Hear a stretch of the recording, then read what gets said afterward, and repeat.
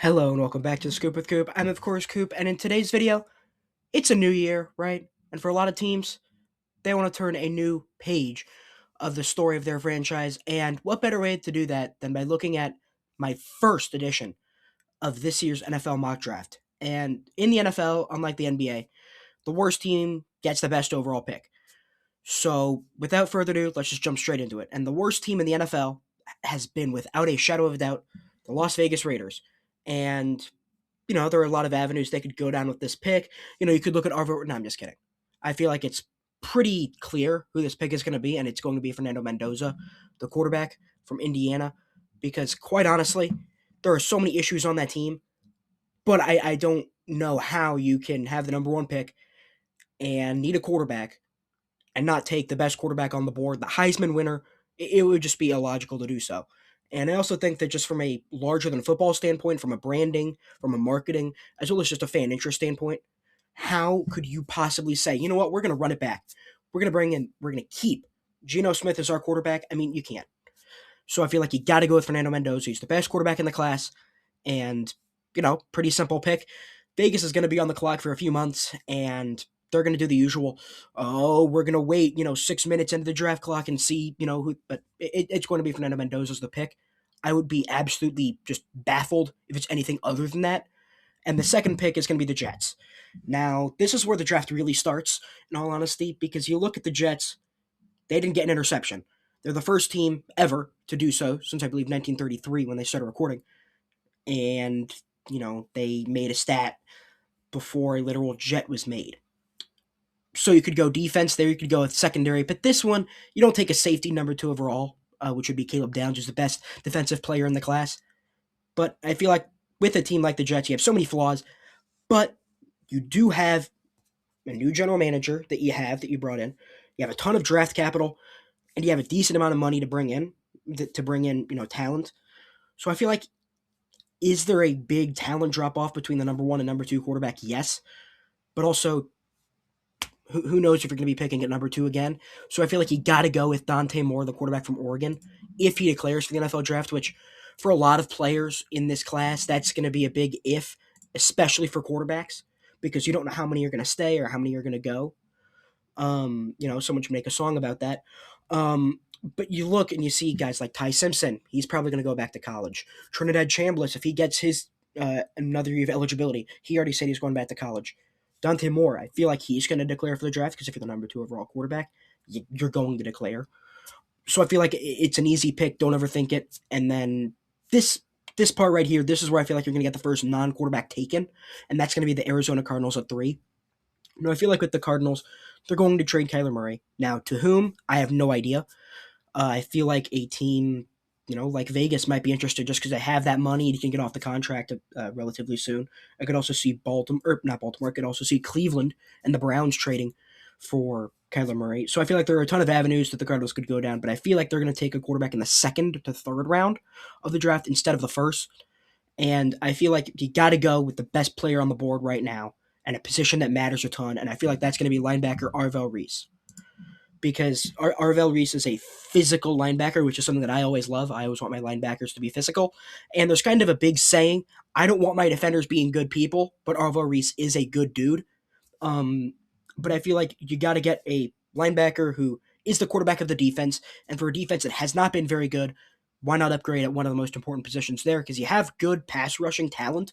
You have Josh Sweat and you have Walter Nolan. You have a good defensive line to build around. Secondary, that's not great, but you have Buda Baker. He can cover up a lot of talents. And at linebacking, there's just not a ton of talent there. And I feel like getting a splurge of talent brought in, being Arvell Reese, I feel like that would be a fantastic slam dunk pick for them. And then moving on to the fourth overall pick, you have the Tennessee Titans. I mean, if I were to go through, you know what? Actually, I will. I don't think there are three great rooms that they have, like for the quarterback room, running back, or whatever. I don't think there are three position groups that you can feel confident about going into next year. Quarterback, running back, and that's it. And you got your quarterback down at least. That's a big part of building a franchise. But who else do you have? You have Tony Pollard and Tyjae Spears. All right, cool. That's a running back, but running back isn't you can't make a team out of a running back. Ask the Giants, ask the Raiders. Both of these two teams are not well for the Giants. That was a few years ago. But look at a team that drafted a running back when they thought they were in a position to compete whenever they weren't, and just it's a luxury taking a running back, and quite honestly, that's a luxury that the Titans can't afford to take. And I feel like you got to get, whenever you have a young quarterback, you either have to build the offensive line, you have to get receivers, or you have to build a stout defense. Those are the three things when you want to build a team around a young quarterback. Receiving talent, I feel like they do have good talents around them with Chimere Dike, Alec Aomanor. Whether or not they want to bring in a new receiver in free agency, you got Chiga Conquo. So I feel like you have decent talents there. You just hope that they continue to develop, and then also bringing in some talent there. You don't have a fantastic a fantastic offensive line draft here. It's more deeper than it is top heavy. And then also defensively, there are so many issues. I mean, you have defensive tackle in Jeffrey Simmons. That's it on the defense that you're like, whoop-de-doo. That is exactly what we want. I mean, there's just not much there. And whenever you're looking at this Titans team, you have money, but you don't have anything that's like truly great. So I feel like you got to go and you got to get the best player who's available. And I think that is Ruben Bain, the edge rusher from Miami.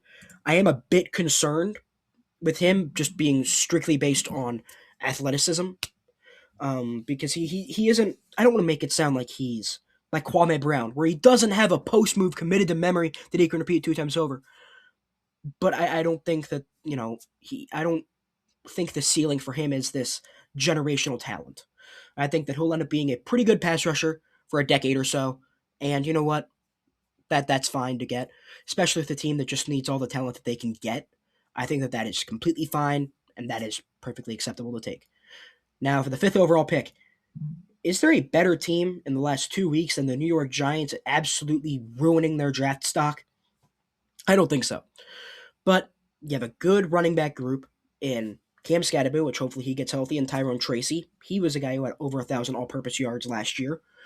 And then you also have a couple of good receivers in Wan'Dale Robinson and then Malik Neighbors. So I don't think you want to go with a guy like Carnell Tate here or Jordan Tyson. And of course, Giants, hopefully they've learned from the mistake of not taking a running back in the first round or within the top 10. So I don't think that they'll go in that position. Offensive tackle, I could definitely see them addressing that position. I mean, you have a good one in Andrew Thomas, but let's face it, Evan Neal has been an absolute bust, who, when he is more known for calling people who are fans of the team, people who flip burgers at Burger King, and or getting hot dogs ready at Quick Trip, that's whenever you kind of are like, oh, maybe he's not the guy we want to build around at our tackle position. So I think that that's definitely an intriguing position to go to. But whenever you look at the highest ranked players in this class, they don't need any edge talent because they have a very deep edge room. Although I'm assuming that they're not going to bring back Kayvon Thibodeau, but I feel like overall you got to go with the best tackle available, and in my opinion, that's Spencer Fano. If you can get an anchor and you can build an offensive line around Jackson Dart and get him more comfortable with what he's seeing, although anytime you have a quarterback like Jackson Dart who will just skate around in the pocket and move around, and he'll run a country mile before he releases the ball. You want to get that cleaned up a little bit, but why not give him a little bit more time to make his magic happen? And then for the Cleveland Browns, I'm gonna be honest, I'm not sold on Shedeur because I don't think having more interceptions than touchdowns, as well as just having 3 boneheaded plays a game where it makes you think, how is this guy an NFL quarterback? But on the upside, you will get a couple of truly great throws that'll make you think, you know what, maybe this guy's a chance. And there's no great quarterback available because if we look at the quarterbacks that are left in this class, you have Ty Simpson, which, I mean, you know what? I think he's going to go back to college. And then you have the number 118th player in Trinidad Chambliss. You have Garrett Nussmeier, Taylor. I don't think any of these guys are, we need him on the team. I don't think that that's the case. And so, I mean, you can't address the quarterback position. You have a good defense. Offensive line is aging a bit, but whenever your best receiver is Jerry Jeudy, I feel like you need to upgrade that. And you know what? Why not pick someone in-state, Carnell Tate? He's a great receiver, and I think that that'd be an absolute win for Shedeur Sanders, who will presumably be the starter. Or they could go in a direction like picking up Marcus Mariota to be a bridge, Mac Jones. This is going to be the year of the bridge quarterback, but I feel like getting a good receiver, why not? Can't hurt one bit. He's a good receiver. He's an explosive threat, and he's not as much of a diva, which is what you kind of worry about with receivers more so than any position on offense. So I feel like that would be an absolute slam dunk pick for this Browns team, which quite honestly, they aren't that good. I mean, sure, Myles Garrett broke the sack record, but what else have they done that's been impressive? They beat the Raiders, which, you know, yippee. But I mean, I feel like you got to get a receiving talent to help out whoever your quarterback may be, and I think Cardinal Tate is that player for them. And then talking about just completely whiffing on talent evaluations, and no, I'm not talking about the Cleveland Browns. I'm talking about the Washington Commanders. Last year, made it to the NFC Championship game, and they got absolutely routed by the Eagles. But you know what? Way, way, way beyond expectations. So you are just fine with that happening. But then they decide to do basically the main cardinal sin of football, which is pay for old talent when you're a young team. In fact, they are the oldest team in the NFL, so they need to really hit. They need to hit on these picks because they are numbered. Because they decided, and it's a good decision, to go get a franchise left tackle in Laramie Tunsil and give up some second and fourth round picks. Which, you know what, completely fine with that. But these are the picks that you need to hit on. And quite honestly, I feel like you got to just take the best player available. And I know that, safety, whatever. I think that Caleb Downs is one of the best players in this draft, if not like the best purely for his position outside of Mendoza. And you can tell whenever you have poor safety play. Like looking at last night when the Ravens played the Steelers, there is a big difference between whenever you have great safety play and you have poor safety play. Because you know what? You're in Landover, Maryland. Just go over to Baltimore and ask Zach Orr how he feels about Washington, Hamilton, and all of the deep safety talents that they have. And that's why he still has a job. Having poor safety play is not a good thing, and this team needs safety. So I think Caleb Downs is the pick for them. Although, it is unfortunate that you couldn't maybe get a little bit higher of a pick to start trading that out or getting more draft or whatever, which I'm not going to go down that route. All right, so we're going to trade the eighth pick. No, I think that Caleb Downs is the best pick for them. He's a great player, ball hawk, physical, everything you want to see out of a safety. And quite honestly, that's just the type of player they need. They need someone on defense who seems to care. They need someone who's a consistent tackler because it looks like it looks like Bobby Wagner won't be there going into next year. So quite honestly, you know, why not? Why not go get one of the best players in the class? The Saints are up next, and this one is where it gets a little interesting because you have your guy in Tyler Shuck, or at least I think is the guy for them because we've already been over this. There's no good quarterbacks available left, and I think that with that you have your tackle built. You don't have a great receiving room, which is where I feel like you could go with the guy like Jordan Tyson. You do need to replace running back, which Alvin Kamara. He's never had a 1,000-yard rushing season, and I don't think he ever will. But I think that at this point with the Saints, you are an older team, so you want to get just a bunch of youth talent available. And you have a guy like Tyler Shuck who, he loves hitting the short to intermediate throws with the occasional deep ball. And Chris Olave is great with those. But with Rashid Shaheed gone, that big play threat is, gone. Let's get another one with Jordan Tyson, the wide receiver out of Arizona State. He is an absolute game wrecker. Anytime you leave him at all relatively open, it's going to be 6, and he's going to burn you. So I feel like that would be an absolutely outstanding pick for the Saints. And then the evil empire is on the clock, the Kansas City Chiefs. This pick is based entirely on free agency because whether or not they go get Breece Hall, whether or not they go and pick up a new receiver, a new tight end in free agency, just whether or not Kelsey retires. There are a ton of things on the board for this Chiefs team, but I feel like it's kind of fate. I know I mentioned not picking a running back in the top 10 and that it's a luxury. The Chiefs can afford that, right? You're going to bring in a backup quarterback, I presume, and then you're going to want to rebuild the offensive line just a little bit, just a tad, get some more depth, especially at the right tackle position. And defensively, they're still a pretty good unit. Want to spend a little bit of money there as well as in the rest of this draft, get some just good talent available. But their running back room has been absolutely depleted by injuries and just not good play. And why not get the best running back in college football, who just so happens to be from the state of Missouri, Jeremiah Love, the running back from Notre Dame. I think that would be an absolute perfect pick. He's has just the right amount of physicality to where you can see him just bulldoze players, and you can also see him get shifty and move around a little bit. I think he is the perfect balance between that, and anytime you can put a good weapon around Patrick Mahomes, you absolutely have to take that chance. And I feel like Jeremiah Love is the pick for that.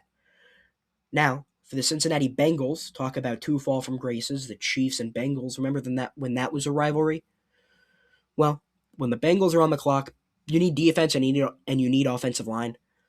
I think, quite honestly, if you want to go get Caleb Lomu from Utah, not a bad idea to get Joe Burrow, some tackle talent. But I feel like they're going to address that position in free agency more. And I think that with Trey Hendrickson leaving them, they need a new edge rusher to pair alongside Shamar Stewart, who hasn't been great this year. And I think that overall, Caleb Falk is the pick. I'm not the biggest fan of him just because anytime you see someone who doesn't have elite production, that's where you kind of falter a little bit, in my opinion, because it kind of reminds me a little bit of the Shamar Stewart pick. But, I mean, he's absolutely big on he's a great athlete, great physical player. You just hope that he can kind of develop a little bit. And honestly, Cincinnati isn't the best place for developing talent, but I feel like he's the best player that they can take with this pick right now. So I think that that's who they should take. Quite honestly, is Kendrick Falk. He's a good player, not on a great team, and you worry a little bit about the consistency. But I mean, if he can develop, he could be a very very gnarly edge rusher for the Bengals. And looking at the Dolphins, who are next up, man, we're really going from failed playoff teams to picking in the top 12. And for this Dolphins team, I feel like there's so many issues that you need to address. You need to address the entirety of the offensive line. You need to address receiver, I think, because I don't think Tyreek Hill is going to be the same. Or if he even comes back, I feel like they're just going to cut him to keep some of the money and to recoup some of their lost assets. And then you also have Tua Tagovailoa, who's on the roster, and he's just eating up a gargantuan amount of their cap space. So I don't think that, you take quarterback here. I know I've addressed this a ton, but there isn't any insane quarterback talent left in this draft. So I think you got to go with just the best lineman on the board, which it's between Caleb Lomu or Francis Muaga. It's between either of the two. I more so just lean between Francis Mauigoa just because I feel like his power is better than Lomu. And I think that getting any type of tackle will help the development of Quinn Ewers, which I assume they're going to go into 2026 with him being the starter. So otherwise it would not make much sense to bench Tua at this point. But going to another playoff team from a couple years ago, the Dallas Cowboys, I am very tempted to just draft them a punter and say, that's it. But realistically, I think that they need to get a ton of defensive help, and they also need to build up and beef up that offensive line just a tad bit more, which they have been doing a good job of, I will admit. But I think that there's a lot of defensive issues that need to be addressed, and I think secondary especially is huge because you went out and you spent a first and second round pick to go pick up Quinnen Williams, and you're just hoping that like Donovan Ezeraku develops. You're hoping that Osa Odigizua develops. You're just hoping that all of those guys develop alongside Quinnen. So I wouldn't lean that position. I would say more so going with the best possible corner because they were stupid and decided to pay and then immediately cut Trayvon Diggs. But, Dallas, you do you. And I think that the best player in the defensive area has got to be Mansour Delane, the corner out of LSU. He's just an absolute lockdown. And if you can survive in the SEC, I think you do just fine, especially with receivers, because quite honestly, the SEC is one of the, if not the best, like receiving talent that's available. So if you're able to thrive in that, I think you'll be able to do just okay in the NFL to start with hopes of developing further. but I think that that'd be a great pick for the Cowboys. And then the Rams are on the clock. I know they are very agitated that the Falcons won the last few games because they would have been up there in the top 10, inside the top 7 to go take a franchise quarterback, which I still think they will, but I don't know how they evaluate all of the players available. Like I don't know how they feel about a guy like Gunnar Stockton. I don't know how they feel about those guys, whether or not they're going to fall to the second round. They probably will, or how they feel about Ty Simpson if he declares or not. And I'm just going to go with the assumption because it's convenient. I'm going to assume that Ty Simpson does declare and be the quarterback 3 in this class. And for the Rams, I know they're a bit of an older team, but you can get a young pocket passer quarterback to learn from Matthew Stafford with Sean McVay in his ear. I feel like that's an absolutely perfect pick for the Rams, and that's exactly what they are going to do here. Because if you can go straight from Matthew Stafford to a young, big upside quarterback with accuracy, with good accuracy, with accuracy prowess, you do worry about the arm strength a little bit, but you know what? It's not like it's the end all be all. He's played pretty well in the SEC. He has the athleticism to work. You know that he's not going to be an issue. And I think that quite honestly, all of that stuff going in his favor, as well as he's going to have time to develop, he's going to have time to learn, and he's going to take all of that information in and he's going to apply it on the field. So I think Ty Simpson for the Rams would be an absolutely amazing pick. Although, I'm not a big fan of the Rams, even though I'm wearing a St. Louis Rams hat. For Baltimore, they're next after losing in heartbreaking fashion on, I think, on Sunday Night Football to the Steelers. Heartbreaking, but show must go on. And I think that they need to just get better on the defensive side of the ball. Offensively, they just got wrecked by injuries, mainly to Lamar Jackson, and that's unfortunate. But I think that speaking of them with injuries, I don't think that Nnamdi Madubuike will be coming back, and if he does, he's not going to be at the same caliber because of just a truly scary and gruesome neck injury, which it seems like he won't be coming back, or at least that's how it appears. And I think going and getting the best interior pass rusher of the draft, Peter Woods from Clemson, would be the best pick they could make. And it's unfortunate, but I think that if you can get a good defensive tackle and you don't have to sacrifice a ton of, oh, what if we took this guy? Is it just based on fit? Or I think that if you can get a good player, you get a good player. And that's what Baltimore will end up doing. And then speaking of teams that kind of fell off the face of the earth, the Tampa Bay Buccaneers. There are so many avenues that I could see this team going. I am not a big fan of Cade Otton, so I would not mind taking Kenyon Sadiq, the tight end from Oregon. I also wouldn't mind going and getting a good linebacker like Sonny Styles to replace Levante David, which he will probably retire this year or next. And I think that's what they should do because you don't have great pass rushing talent. I think that's where you're going to address it in free agency as well as later stages of the draft. Offensively, just got unlucky with untimely injuries. I'm not going to read into that too much. And defensively, they're just not that good, and they've misevaluated their talent. And I also don't think that they've been coached properly and perfectly. So I think that that's something that they're going to have to address.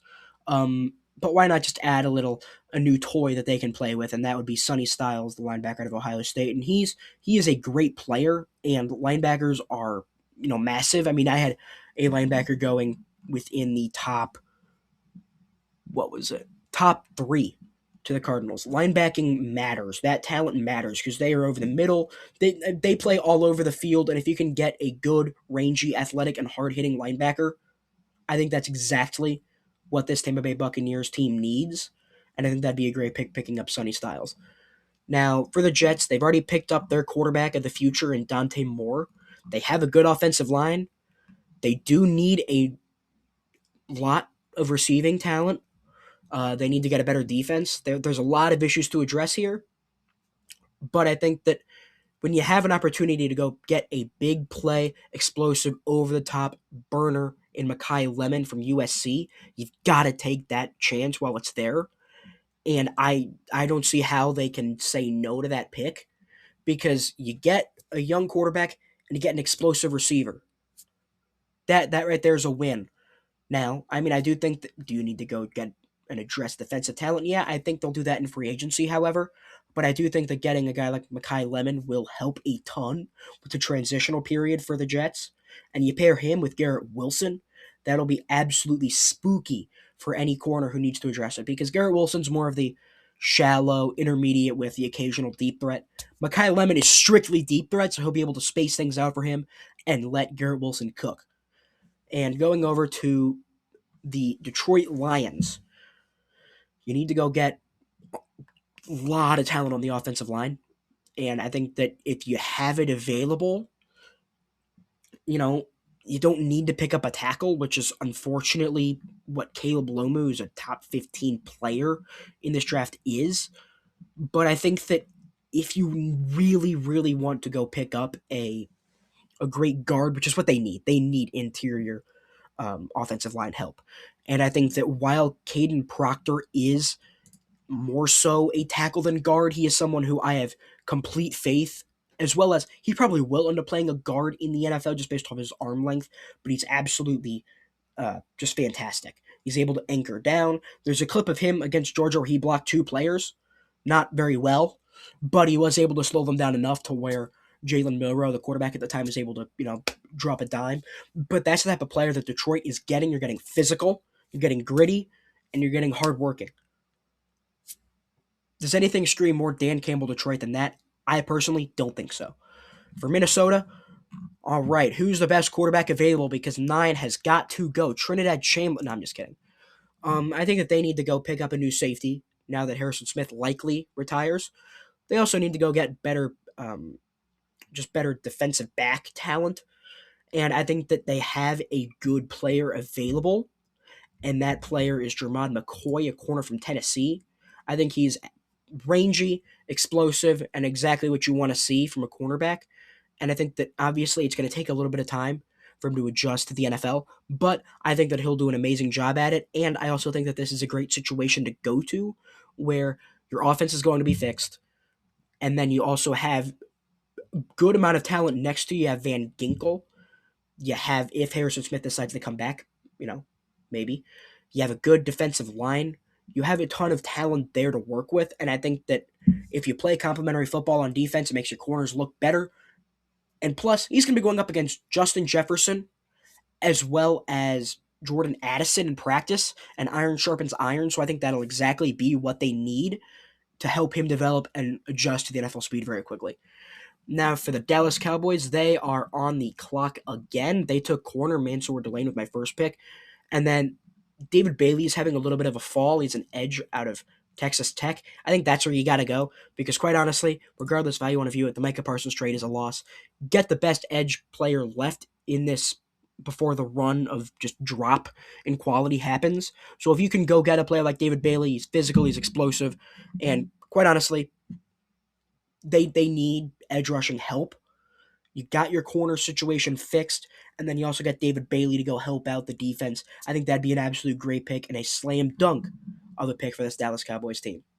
And the next up is the Los Angeles Chargers, and I don't even need to think about this one much. Caleb Lomu, offensive tackle. Yeah,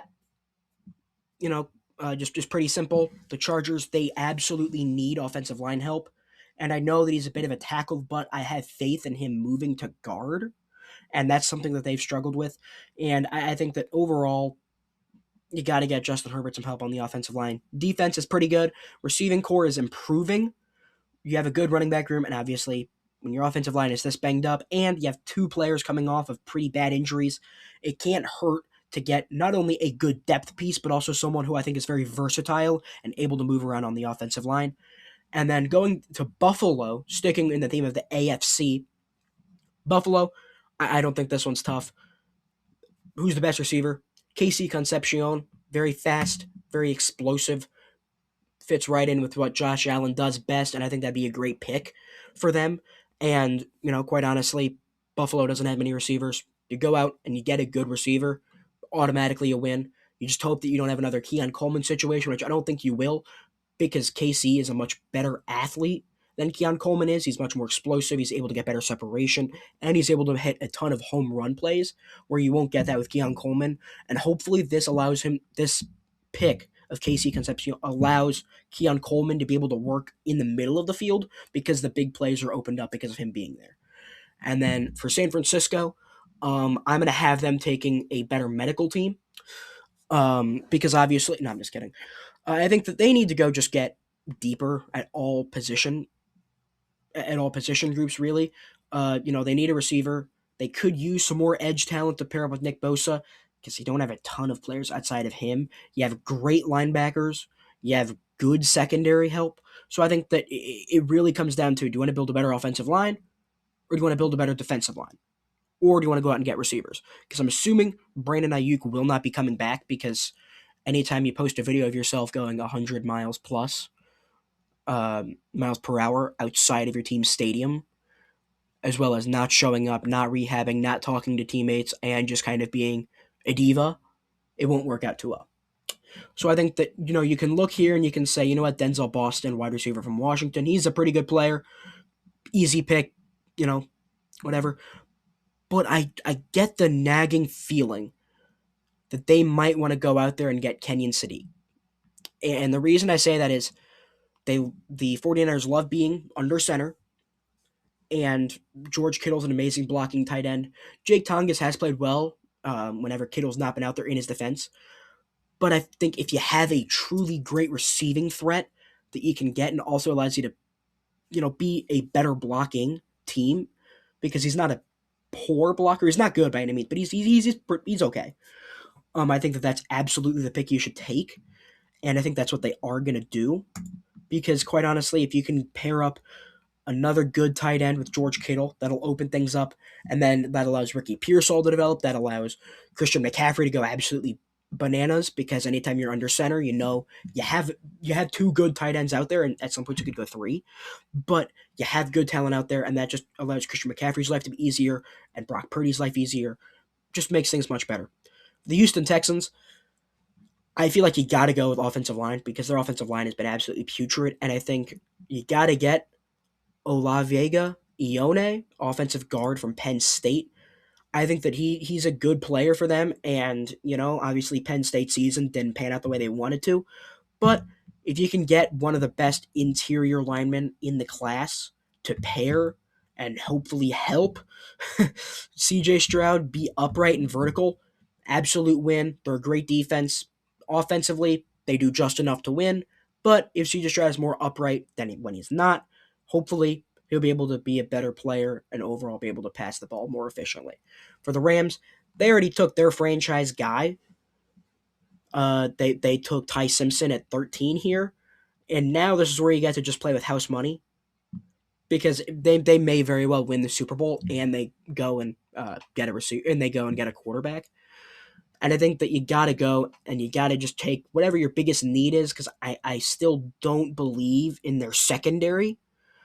Because quite honestly, he's a skinny guy who was on Washington. He's their corner now. He played pretty well until he got absolutely cooked. But I forget his name. Oh my god, that's gonna drive me bonkers. But I think you got to go and you got to get better at secondary, and I think that Avion Terrell will do that. And it's the same thing that I said with the Vikings. Anytime you can go put a young corner on someone insane, that'll help. If you want just straight up go balls, slants, anything like that, any type of, zone or man work, that'll be whenever, he'll match up with Puka Nacua.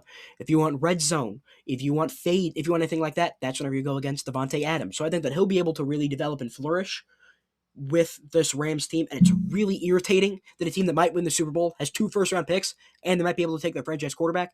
So that's a little bit irritating. Way to go, Atlanta. But looking for the Panthers, the team that actually beat the Rams in the regular season. You can't get a new quarterback because anytime you make the playoffs, you're going to have confidence in Bryce Young. But I feel like there's just a lot that they need to do, and I don't know how you address all of it. Offensive line isn't great. It's better than it was, but it's not great. Receiving-wise, Jalen Coker's been very, very good. Teteroa McMillan, he's been spectacular. I don't have great tight ends, although one of their tight ends did just break his ankle. So, that's going to linger a little bit. But I think that if you really want to be honest with this team, I could very well see them just trading out of this pick and getting better picks, because I feel like there's no one left that's truly spectacular in here. I mean, if you want to go with, edge talent, okay, but that's where you get into players who are in the 40 range of best players in the class. So I mean, there's no one left that's like a truly spectacular player. But I think that, you know what, you go best player available. I think that is C.J. Allen. He's a good linebacker. Carolina, they always love having good linebackers, and I think that, you know what, if you can get a decent player who can play for you for a long time, and quite honestly is pretty good. He's a part of a winning culture and he knows what it takes to win. I think that's exactly what you need. And I think that, this year has been an absolute success because you didn't expect to be picking at number 25 overall projected. So, can't be mad about that one bit. This is where we get a little irritating. Pittsburgh. There is no good quarterback left. I mean, so I don't know if they're going to go pick up Marcus Mariota or Mac Jones, but I feel like it's going to be either, for them, it's going to be like it's going to be a tackle. It's going to be it's going to be something where it's like, okay, cool, that's addressed. But there's one obvious issue looking you in the face that you won't address. But realistically, they're not going to be able to take a quarterback here. And I think that, honestly, with this DK Metcalf suspension, you've seen now that they absolutely do not have a truly great number 2 receiver to pair with DK. So I think that if you can get Denzel Boston, the number 29th ranked player out of Washington, a receiver, that's fine. But I mean, there are just so many issues with the Steelers team that, is it good that you can get a good receiver? You have a good receiving room now, but you just don't know who's throwing them the ball. You don't know who's going to be the one getting Denzel the ball, getting DK the ball, getting Adam Thielen the ball if he comes back, getting Pat Freiermuth the ball. You don't know, and so that just uncertainty is just maddening. Now, my favorite team, Philadelphia Eagles, they will not be picking at pick 27. They will be picking at 32 without trading it. Realistically, with this Eagles team, defensively, I think they are just absolutely astounding. They are just awesome defensively. Offensively, I feel like they do need to address offensive line.